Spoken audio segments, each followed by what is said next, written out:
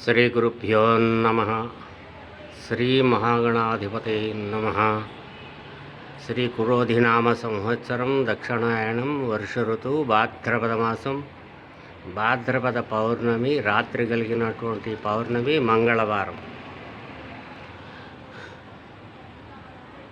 ఈ సువిశాల మహావిశ్వంలో గ్రహణములనేవి తరచుగా సంభవిస్తూ ఉంటాయి. అయితే అట్టి గ్రహణాలలో మనకు కనిపించేటటువంటి గ్రహణాలకు మాత్రమే ఏ విధమైనటువంటి విధులైనా ఆచరించవలసి ఉంటుంది. మనకు కనపడినటువంటి ఏ గ్రహణాలకు ఏ విధమైనటువంటి పరిహారములు అవసరము లేదు.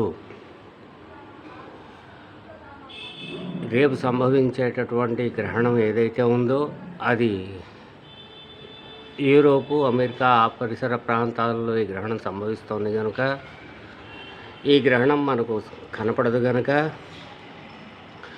ఏ విధమైనటువంటి పరిహారములు దీనికి లేవు. ఉదాహరణకు సూర్యోదయ సమయంలో ఒక భవనపు నీడ పడమర వైపు, అట్లే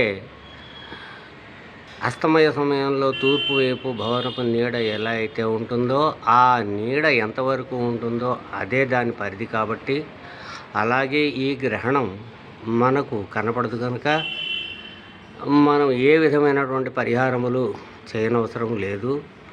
కాకపోతే ఇక్కడ ప్రతి ఒక్కరికి వ్యక్తిగత జాతకం అనేది ఒకటి ఉంటుంది. దాని ప్రకారమే ఏ విధమైనటువంటివైనా